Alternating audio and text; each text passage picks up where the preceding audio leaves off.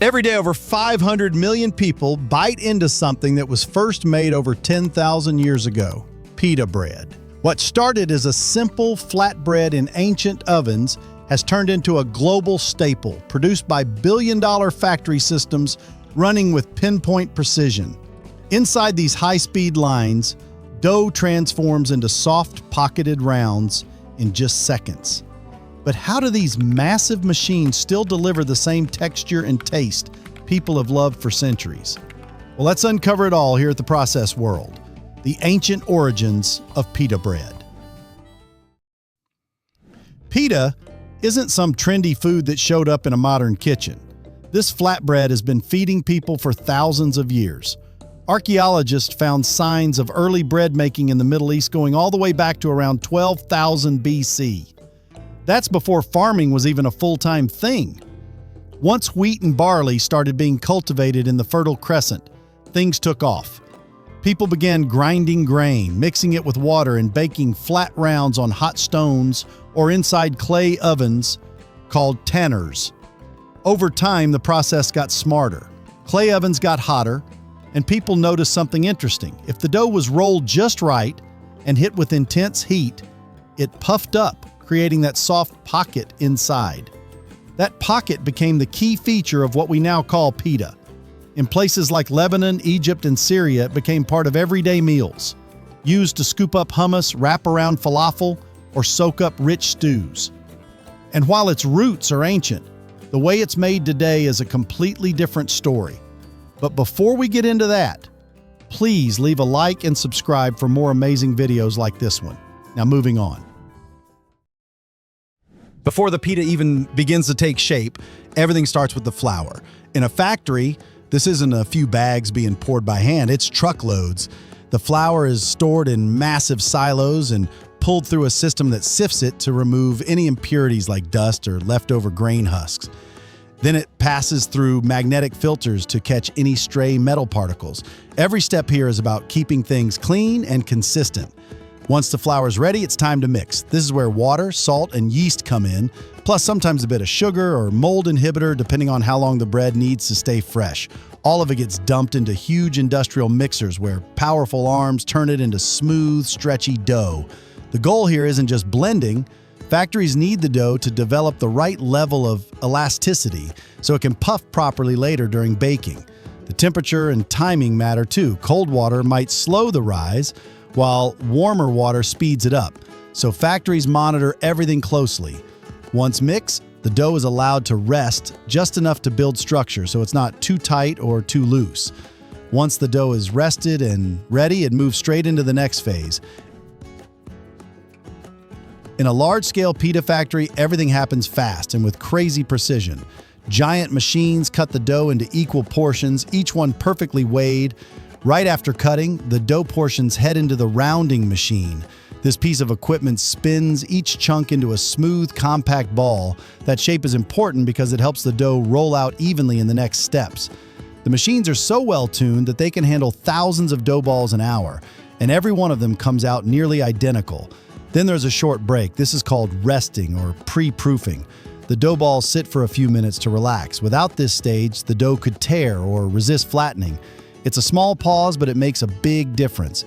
That soft texture people love in pita, it starts taking form right here.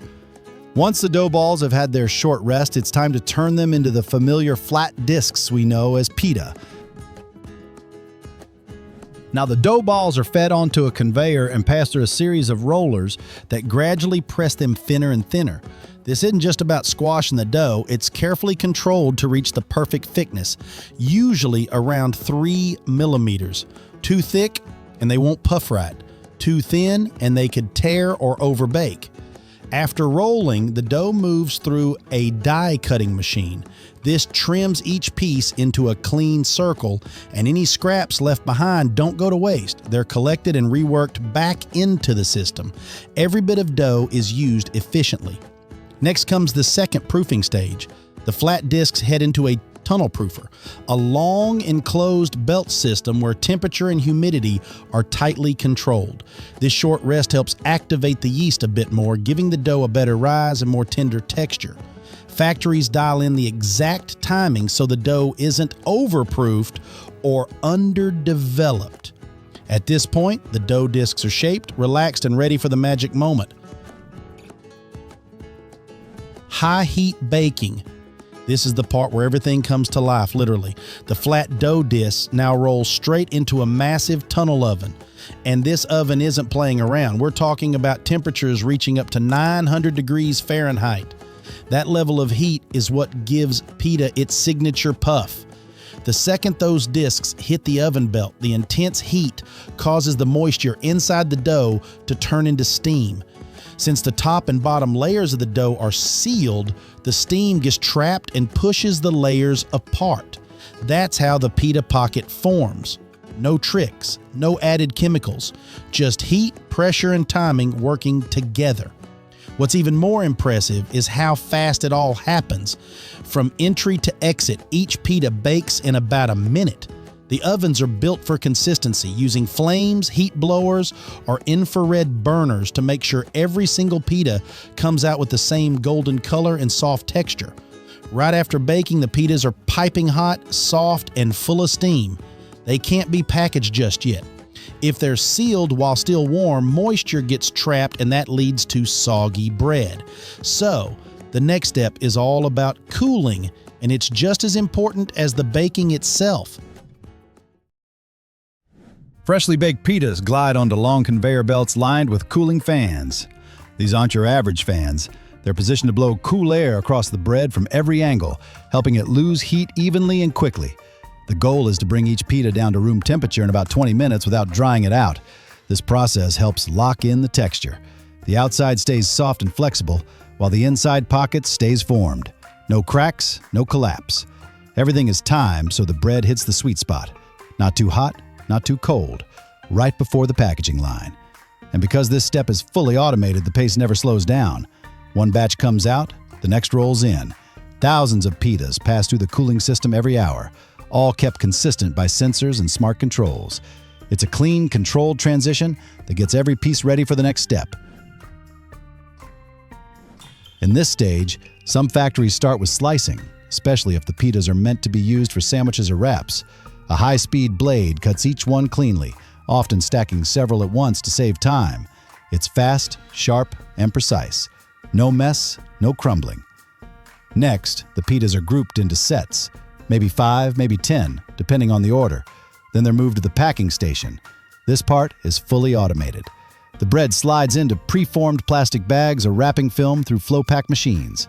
Sensors monitor each move, making sure the right number goes into each pack.